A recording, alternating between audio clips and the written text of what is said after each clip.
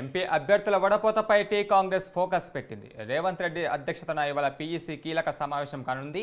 ఈ సమావేశానికి దీపాదాస్ మున్షి, హరీష్ చౌదరి, జిగ్నేష్, విశ్వజిత్ ఇన్ఛార్జీలు, కార్యదర్శులు పాల్గొంటారు. ఇక 17 పార్లమెంటు స్థానాలకు దాదాపు 300కు పైగా దరఖాస్తులు వచ్చాయి. ఇక నియోజకవర్గానికి 2 లేదా 3 చొప్పున వడపోత జరుగుతున్నట్లుగా తెలుస్తుంది. ఇక మిగతా 6 పార్లమెంటు సెగ్మెంట్లపైన ప్రధానంగా కసరత్తు చేస్తున్నట్లుగా తెలుస్తుంది.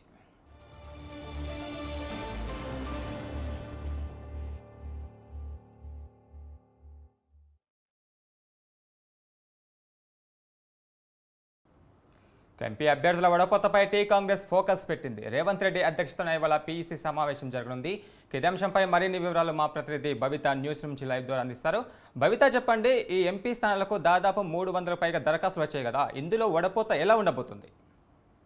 గురు, ఏదైతే లోక్సభ ఎన్నికలకు సంబంధించి అధిష్టానం ఇప్పటికే సీరియస్గా ఫోకస్ పెట్టిందని చెప్పుకోవాలి. ఇదే బాటలో టీపీసీసీ కూడా పయనిస్తుందని చెప్పుకోవాలి. ఎందుకంటే బూత్ లెవెల్ ఏజెంట్స్ల యొక్క సమావేశాలు నిర్వహించడము, అందులో ఆశావాహుల నుంచి దరఖాస్తులు తీసుకోవాలని చెప్పడము, పీఈసీ సమావేశం ఏర్పాటు చేయడము, ఆశావాహులకు కూడా కొన్ని సూచనలు చేయడం చెప్పేసి ఇప్పటికే ఆ సమావేశాలు కూడా నిర్వహించడం జరిగింది. జనవరి 31 నుంచి కూడా ఈ నెల 3 తారీఖు వరకు కూడా ఆశావాహుల నుంచి దరఖాస్తులు అయితే స్వీకరించడం జరిగింది. అయితే గతంలో అసెంబ్లీ ఎన్నికలకు సంబంధించి తీవ్ర స్థాయిలో పోటీ కూడా ఉండింది. దానికంటే మించి కూడా పార్లమెంట్ ఎన్నికల్లో కాంగ్రెస్ ఆశావాహుల సంఖ్య పెరిగిందనే చెప్పుకోవాలి. ఎందుకంటే 119 నియోజకవర్గాల వారిగా దరఖాస్తుల సంఖ్య 1000కి పైగా ఉంటే కేవలం 17 నియోజకవర్గాలకు సంబంధించి దరఖాస్తుల సంఖ్య మాత్రం 309కి చేరిందని చెప్పుకోవాలి.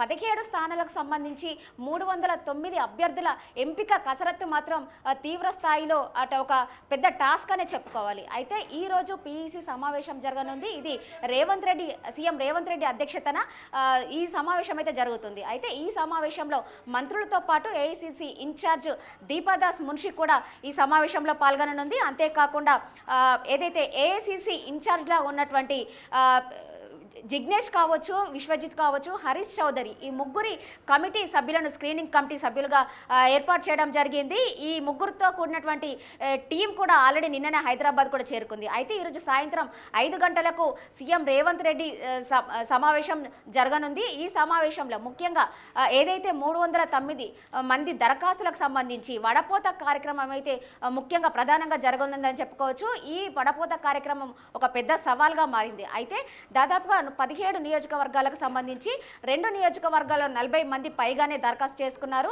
ముఖ్యంగా ఎక్కువ దరఖాస్తులు వచ్చినటువంటి స్థానం ఏదైతే ఉందో మహబూబాబాద్ నుంచి 48 మంది దరఖాస్తు చేసుకోగా వరంగల్ నుంచి 42 మంది దరఖాస్తు చేసుకున్నారు. ఇంకా మిగతా 4 నియోజకవర్గాలలో దాదాపుగా 20కి పైగా దరఖాస్తులు అయితే వచ్చినాయని చెప్పేసి ఇప్పటికే గాంధీ భవన్ వర్గాలు చెప్పాయి. అయితే అందులో ముఖ్యంగా ఆదిలాబాద్ ముఖ్యంగా భువనగిరి కావచ్చు, పెద్దపల్లి కావచ్చు, మిగతా ఇంకొక సెగ్మెంట్ నుంచి కూడా దాదాపుగా 20కి పైగా దరఖాస్తులు అయితే వచ్చాయి. అత్యల్పంగా అయితే మహబూబ్ నగర్ నుంచి కేవలం 4 దరఖాస్తులే వచ్చాయి. అయితే మొత్తం ఈ దరఖాస్తులకు సంబంధించి ఈ రోజైతే వడపోత కార్యక్రమం అయితే జరగనుంది. మంత్రుల అందరి సమక్షంలోనే ఎవరు అంటే బలమైన అభ్యర్థులు ఆయా నియోజకవర్గాల వారిగా ఎవరిని బరిలో ఉంచితే, ఎలాంటి గెలుపు గుర్రాలను రేసులో ఉంచితే ఆ సీటు కైవసం చేసుకుంటామనే దిశగా ఈ సమావేశం అయితే నిర్వహిస్తున్నారని చెప్పేసి సమాచారం అయితే అందుతుంది. ముఖ్యంగా దాదాపు ఒక్కొక్క నియోజకవర్గం నుంచి కూడా 3 నుంచి 5 మందిని ఈ సమావేశంలో సెలెక్ట్ చేస్తారు. ఈ సమావేశం నుంచి సెలెక్ట్ చేసిన మెంబర్స్ని ఏదైతే ఈ సమావేశం అనంతరం స్క్రీనింగ్ కమిటీ సమావేశం కూడా జరగనుంది. ఇక్కడ ఫైనల్ చేసినటువంటి లిస్టుని స్క్రీనింగ్ కమిటీకి ఇవ్వనున్నారు. స్క్రీనింగ్ కమిటీ నుంచి కూడా దాదాపుగా మొత్తం వాళ్ళ యొక్క నియోజకవర్గాల వారి యొక్క ఏదైతే వాళ్ళ యొక్క బలాలను కూడా స్క్రీనింగ్ కమిటీలో కూడా చర్చించనున్నారు. ఇక్కడ స్క్రీనింగ్ కమిటీ ద్వారా చర్చించినటువంటి లిస్ట్ ఏదైతే ఉందో అది హైకమాండ్కి చేరుతుంది. అభ్యర్థుల ఎంపిక మాత్రం ఖచ్చితంగా హైకమాండే తీసుకుంటుందని చెప్పేసి ఇప్పటికే సీఎం రేవంత్ రెడ్డి కూడా సూచించారు. అయితే ఇది ఇలా ఉండగా ముఖ్యంగా సునీల్ కనుగోలు టీము మాత్రం ఇప్పటికే రాష్ట్ర వ్యాప్తంగా ఏదైతే సమావేశాలు నిర్వహిస్తుంది. ఆయా నియోజకవర్గాల వారిగా బలాలను కూడా ఏ అభ్యర్థికి ఉంటే వాళ్ళ బలం ఎలా. మరోపక్క చూసుకుంటే సీఎం రేవంత్ రెడ్డి సోనియా గాంధీని కలిసి కూడా తను కూడా ఒక ఎంపీ సీట్ నుంచి పోటీ చేయాలని చెప్పారు కదా, తను ఏ విధంగా స్పందించింది? పోటీ చేసే అవకాశాలు కనిపిస్తున్నాయా? ఖచ్చితంగా పోటీ చేస్తా అన్నట్టుగా కూడా సానుకూలంగా స్పందించాయని చెప్పేసి డిప్యూటీ సీఎం చెప్పినట్టు పరిస్థితి కనబడుతుంది. అంటే గతంలో అసెంబ్లీ ఎన్నికల నేపథ్యంలో సోనియా గాంధీని పార్లమెంట్ నియోజకవర్గ ఎలక్షన్స్ ఉన్నప్పుడు ఖచ్చితంగా తెలంగాణ నుంచి పోటీలో దింపుతా అని చెప్పేసి వీళ్ళు తీర్మానం చేసుకోవడం జరిగిందని చెప్పేసి నిన్న ఢిల్లీ వెళ్ళినటువంటి సీఎం రేవంత్ రెడ్డితో పాటు పొంగులేటి శ్రీనివాస్ రెడ్డి మరియు బట్టి విక్రమార్క కూడా ఢిల్లీ వెళ్లారు.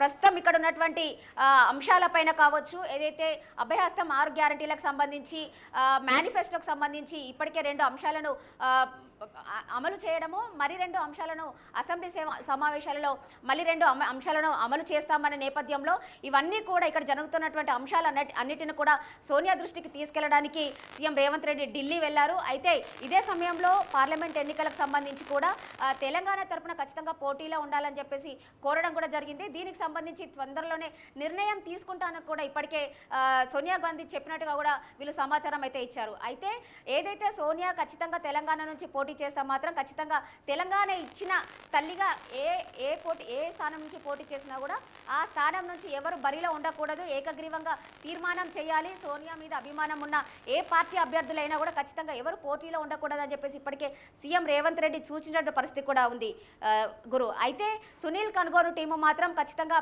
సర్వేలు చేస్తుందని చెప్పుకోవాలి. పార్టీలో ఉన్నటువంటి అభ్యర్థులు ఇప్పుడు ఆశావాహులు కావచ్చు, దరఖాస్తు చేసుకున్న వాళ్ళు కావచ్చు, చేసుకొని వాళ్ళు కూడా బలం ఉన్నట్లే అయితే ఖచ్చితంగా వాళ్ళను బరిలో దింపే అవకాశం ఉన్నట్టుగా కూడా మనకు తెలుస్తుంది. ఒకవేళ కాంగ్రెస్ పార్టీలో ఉన్నటువంటి అభ్యర్థులు బలమైన వాళ్ళు కాకపోతే, గెలిచే అవకాశం లేకపోతే వేరే ఇతర ఏ పార్టీలో అభ్యర్థులు ఉన్నా కూడా ఖచ్చితంగా వాళ్ళను కాంగ్రెస్ పార్టీలోకి ఆహ్వానించి ఆ ప్లేస్లో ఖచ్చితంగా ఆ అభ్యర్థిని నిలబెట్టే అవకాశాలు ఉన్నట్టుగా కూడా మనకు క్లియర్గా తెలుస్తుంది. ఈ రోజైతే ఖచ్చితంగా ఈవినింగ్ 5 గంటలకి ఈ సమావేశం జరుగుతుంది. ముఖ్యంగా ఈ సమావేశంలో ఫస్ట్ 309 ఏదైతే దరఖాస్తులు ఉన్నాయో వాళ్ళ వడపోత కార్యక్రమమే ప్రధానంగా చర్చించిన తర్వాత పార్లమెంట్ ఎన్నికలకు సంబంధించి వ్యూహాలపైన ఎలా ఉండాలి, ఖచ్చితంగా మెజారిటీ స్థానాలే కైవసం చేసుకునే దిశగా ఈ సమావేశం అయితే నిర్వహిస్తారు. ఇలాంటి అంశాలనే ఇందులో చర్చించే అవకాశం ఉన్నట్టు కూడా మనకు తెలుస్తుంది గురు. అయితే భవిత ఈ 17 స్థానాల్లో కీలకంగా చూసుకుంటే 6 సెగ్మెంట్లలో కీలక పోరు ఉన్నట్టు తెలుస్తుంది కదా, దీనిపైన 6 సెగ్మెంట్లలో ఎలాంటి కసరత్తు చేయబోతుంది? అదే తీవ్రమైన తలనొప్పిగా మారిందని చెప్పేసి చెప్పుకోవచ్చు. మిగతా ఏదైతే 6 స్థానాలలో 2 స్థానాల్లో 40 మందికి పైగా దరఖాస్తులు చేసుకోవడము, మిగతా స్థానాలకు సంబంధించి 4 స్థానాల్లో 20 మందికి పైగా దరఖాస్తులు చేసుకున్న వారిలో ఇంతకుముందుకి అధిష్టానం కూడా ఒక నిర్ణయం తీసుకుంది. ఏదైతే అసెంబ్లీలో పోటీ చేసిన వాళ్ళు ఓడిపోతే మాత్రం ఖచ్చితంగా ఒక 1.5 ఇయర్ వరకు కూడా ఎలాంటి దరఖాస్తులు పెట్టుకోకూడదు అని చెప్పేసి ఇప్పటికే వాళ్ళు చెప్పడం జరిగింది. కానీ దాన్ని బేషరతు చేస్తూ ఖచ్చితంగా అసెంబ్లీలో ఓడిపోయిన వాళ్ళు ఇంతకుముందుకు గతంలో చూసుకున్నట్లయితే ప్రస్తుతం ఉన్నటువంటి సీఎం రేవంత్ రెడ్డి కూడా కొడంగల్ నుండి పోటీ చేసి ఓడిపోయిన తర్వాత మల్కాజ్గిరి నుండి పోటీ చేసి ఎంపీగా గెలుపొందారు. అలాంటి నిర్ణయాలు తీసుకోవాలి అని చెప్పేసి ప్రస్తుతం ఈరోజు ఏదైతే అసెంబ్లీ ఎన్నికల్లో ఓడిపోయిన అభ్యర్థులు ఎవరైతే ఉన్నారో ఖచ్చితంగా పార్లమెంట్లో మాకు స్థానం కల్పించాలి అని చెప్పేసి ఇప్పటికీ కోరడం కూడా జరిగిందని చెప్పేసి ఇప్పటికే ఒక్కొక్క అభ్యర్థి 2-3 స్థానాల నుంచి కూడా మేము బరిలో ఉంటాము, ఏ ఒక్క స్థానం నుంచి ఛాన్స్ ఇచ్చినా ఖచ్చితంగా బరిలో ఉండి ఆ స్థానాన్ని కైవసం చేసుకుంటామని చెప్పేసి ఇప్పటికే వాళ్ళు చెప్పడం జరిగింది. ఏదైతే అభ్యర్థుల దరఖాస్తులో కూడా చాలా కీలక అంశాలు పొందపరచాలని చెప్పేసి క్లియర్గా చెప్పింది. ఎందుకంటే వాళ్ళు గతంలో ఎప్పుడు కాంగ్రెస్ పార్టీలో జాయిన్ అయ్యారు, ఎంతకాలం నుంచి పనిచేస్తున్నారు, గతంలో ఈ 2 ఏళ్లలో ఏదైతే కాంగ్రెస్ పార్టీ గత 10 సంవత్సరాలుగా కొంచెం బలహీన పడిన సందర్భంలో కాంగ్రెస్ పార్టీ తరపున వాళ్ళు ఎలాంటి పనులు చేశారు, ఎలాంటి కార్యక్రమాలు చేశారు, ఏమైనా సేవా కార్యక్రమాలు చేశారా, ఇలాంటి అంశాలను కూడా ఖచ్చితంగా అందులో పొందుపరచాలని చెప్పేసి ప్రతి అంశాన్ని కూడా ఏదైతే అభ్యర్థిని సెలెక్ట్ చేసేటప్పుడు ఖచ్చితంగా ప్రతి అంశాన్ని కూడా పరిగణలోకి తీసుకునే అవకాశం ఉన్నట్టుగా తెలుస్తుంది గురు. అయితే భవిత 17 పార్లమెంటు స్థానాల్లో ఎన్ని మహిళలకు కేటాయించే అవకాశాలు ఉన్నాయి?